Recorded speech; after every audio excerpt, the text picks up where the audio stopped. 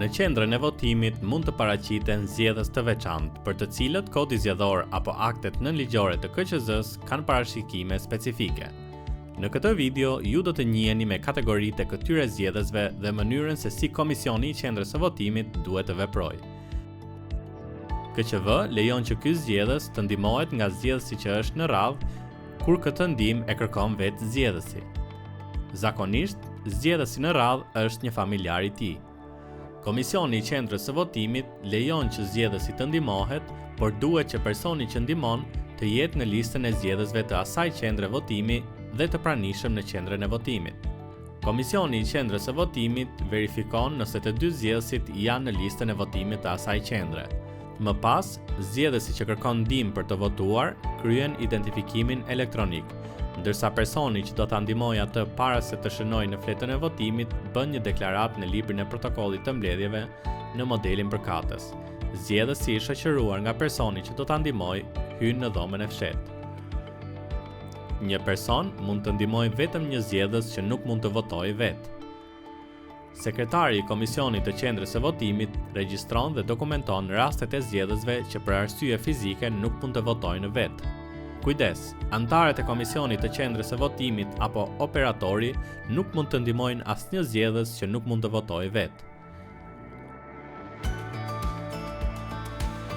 Ky zgjedhës voton vetë. Komisioni i Qendrës së Votimit vendos në dispozicion të tij shablonin maskën në alfabetin Braille, si dhe fletën e votimit. Fleta e votimit futet plotësisht brenda shablonit të maskës me alfabetin Braille në mënyrë të tillë që çdo kuadrat për shënimin e zgjedhësit të përputhet me çdo kuadrat të masës me alfabetin Braille. Për zgjedhësit me aftësi të kufizuar, KQZ ka vënë në dispozicion sinjalistika që janë vendosur më herët nga Komisioni i Qendrës së Votimit për të mundësuar aksesin e tyre në qendrën e votimit. Për zgjedhësit me aftësi të kufizuar, përdoren dhomat e fshehta të posaçme.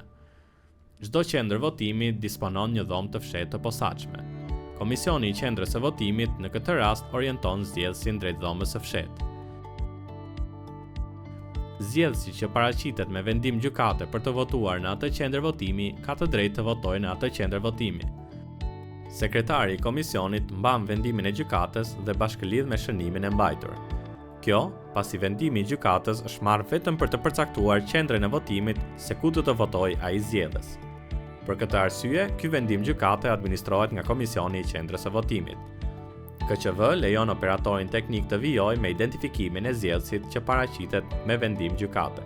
Në rast se në qendër të votimit paraqitet një zgjedhës me një dokument identifikimi të dëmtuar, ai lejohet të vijojë procedurat për të votuar. Në rast se pajisja PEI nuk lexon të dhënat e kartës së identitetit të dëmtuar, operatori teknik shtyp në mënyrë manuale të dhënat e zgjedhësit në ekranin PEI. Sekretari i Komisionit të Qendrës së Votimit mban shënim rastin në librin e protokollit të mbledhjeve. Për zgjedhësin që kryen identifikimin elektronik përmes PEI, por PEI nuk arrin të depozitojë gjurmët e gishtërinjve të këtij zgjedhësi. Komisioni i Qendrës së Votimit duhet të kërkojë nga zgjedhësit të nënshkruajnë në dy dokumenta. Së pari në listën e zgjedhësve dhe më pas në dokumentin fizik të printuar nga pajisja PEI, që evidenton se gjurmët e gishtërinjve nuk u depozituan. Më pas, atij i dorëzohet fleta e votimit. Komisioni i Qendrës së Votimit nuk i jep zgjedhësit fletën e votimit nëse ai nuk nënshkruan në listën e zgjedhësve. Sekretari i Qendrës së Votimit e pasqyron këtë fakt në librin e protokollit të mbledhjeve, duke shënuar orën, identitetin e tij me shënimin zgjedhësi u identifikua me nënshkrimin pa gjurmë gishtërinj, si dhe rastet e mos nënshkrimit të dokumentit të printuar nga PEI. Zgjedhësi që nuk pranon të timbrohet me lëndën e posaçme, Komisioni i Qendrës së Votimit nuk e pajis këtë zgjedhës në fjalën e votimit dhe identiteti i tij mbahet shënim në librin e protokollit të mbledhjeve. Në qendër votimi lejohen të votojnë antarët e Komisionit të Votimit edhe kur ata nuk e kanë emrin në listë.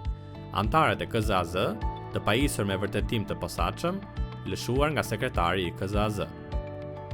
Operatori teknik i Qendrës së Votimit, personi ngarkuar me detyrën e funksionimit të kameras, në rast se nuk janë zgjedhës në atë qendër votimi dhe është zgjedhës i zonës zgjedhore.